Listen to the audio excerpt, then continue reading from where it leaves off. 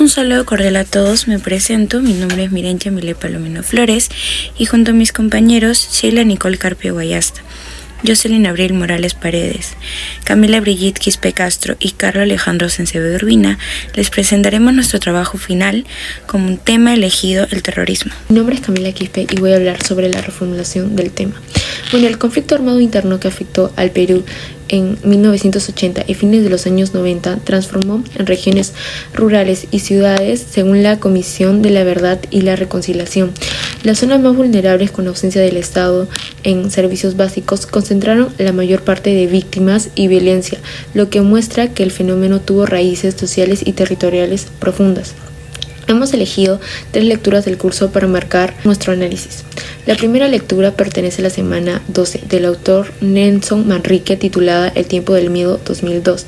Esta lectura explica cómo el inicio de la violencia generó un clima de terror en comunidades rurales, reuniones interrumpidas, escuelas cerradas y una sensación permanente de amenaza que afectó la vida cotidiana. La semana 12 permite entender el estallido del conflicto desde la experiencia social. La segunda lectura es de la semana 13, correspondiente al capítulo sobre el Sendero Luminoso del libro Historia Mínima del Perú de Contreras y Zuluaga, 2014. Esta semana nos ayuda a vincular el surgimiento de Sendero con problemas estructurales como la concentración de la riqueza, la ausencia del Estado en el campo y el legado del desarrollismo, que dejó en zonas enteras sin infraestructura ni educación adecuada. Finalmente, la tercera lectura es de la semana 14, La década de la antipolítica de Carlos Iván de Gregori 2016. Esta lectura muestra cómo la violencia fue usada políticamente y cómo el decreto institucional facilitó el ascenso de soluciones autoritarias en los años 90. Esta semana es clave para entender la relación entre la violencia y cambios del régimen político. Mi nombre es Sheila Carpio. Para entender a fondo el impacto del conflicto armado en el Perú, primero debemos explorar sus raíces y las profundas consecuencias que dejó en nuestras comunidades. Una causa estructural clave del conflicto armado interno fue el abandono sistemático de las zonas rurales por parte del Estado peruano. La Comisión de la Verdad y la Reconciliación, la SBR, documenta que durante décadas regiones como Ayacucho, Huancavelica y Apurímac carecieron de servicios básicos como educación, salud y presencia policial y administrativa. Esta ausencia generó vacíos de autoridad y desprotección, dejando a las comunidades sin canales efectivos para resolver conflictos ni acceder a oportunidades económicas. Contreras y Cueto refuerzan este ideal al señalar que el Estado republicano fue históricamente débil en su capacidad de integrar a las poblaciones rurales, lo que generó una ciudadanía fragmentada y excluida de beneficios del desarrollo nacional. Además, el modelo económico primario exportador profundizó la marginalidad.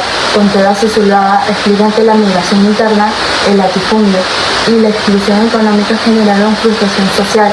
En este contexto, discursos radicales como el Sendero Luminoso encontraron eco en zonas donde la promesa de cambio parecía más creíble que las alternativas estatales. En consecuencia, se produjo una profunda fragmentación social y una crisis de confianza en las instituciones democráticas. De Gregori sostiene que la violencia no solo destruye vidas, sino que debilita la legitimidad del Estado, generando temor, polarización y una predisposición a las soluciones autoritarias que ofrecían seguridad a costa de libertades. Según la SBR, en 2003, recoge testimonios que evidencian cómo muchas comunidades tardaron décadas en recuperar su vida productiva y cohesión social. El trauma colectivo, los desplazamientos masivos y la ruptura de redes comunitarias dificultaron la reconstrucción del tejido social. Gracias por estar aquí. Por favor, ¿podrías presentarte? Claro, me llamo Ever Palomino Talaverano, tengo 47 años. Muchas gracias por tu entrevista. Gracias por tu presentación. Ahora podrías contarme cómo viviste el terrorismo y en qué influyó en tu vida. Bueno, yo tenía 6 años. En esa época yo vivía en la sierra con mis papás y mis hermanas. Había mucho miedo al terrorismo, a los militares, todas las personas que vivían en esa zona. Pero recuerdo más fue cuando fue víctima de terrorismo mi papá. Recuerdo aquel tiempo, era 7 de la noche aproximadamente. Escogieron a las personas que eran más idóneos para que puedan conversar. Y dentro de eso era mi papá. Cerraron, lo marrocaron así y lo llevaron boca abajo, lo pusieron amarrando con soga. Esas 4 personas empezaron a matar con hacha y le metieron hacha, y dentro de eso mi papá se zafa de lo que han amarrado, y la gente pensaba que tenían armamentos, pero no tenían armamentos, solamente eran ficticios, ¿no?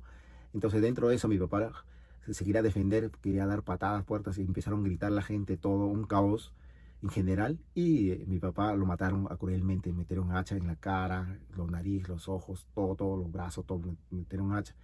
El día siguiente en la mañana la gente se dan cuenta que le han matado 4 personas. Entonces me marcó un antes y un después mi historia, ¿no? Bueno, he vivido con odio, con nostalgias. Entonces yo decidí estudiar servicio de inteligencia. ¿Qué es terrorismo? ¿Por qué pasa estas cosas, no? Y ahí, a lo largo, me doy cuenta que el terrorismo existía del gobierno mismo. La corrupción va de la mano, ¿no? Entonces yo investigué eso, salí todo a combatir. Entonces me doy cuenta que había una cúpula muy grande con los grandes poderes económicos. Entonces ellos financiaban al terrorismo y tanto la policía mutuamente se daban la mano. Entonces yo renuncié para estar en paz conmigo mismo, con mi persona, con mi familia. Muchas gracias por todo lo que nos cuentas. Muchas gracias a ti. Ok, estoy aquí con mi abuelita. ¿Cómo estás, abuelita? Bien, hijito. Ya. Voy a hacerte unas preguntas sobre el terrorismo en el siglo XX. Quiero saber qué edad tenías tú, dónde vivías y a qué te dedicabas. Yo tenía 35 años, vivía en Surco, a una cuadra de la municipalidad de Surco, y me dedicaba a mi empresa de emprendimiento textil. Mi esposo trabajaba de funcionario en Senado. Ok, quiero que me cuentes sobre un momento que te haya marcado sobre esta época.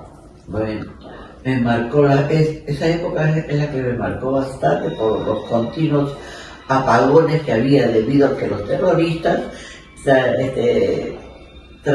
traían a las torres de alta tensión, las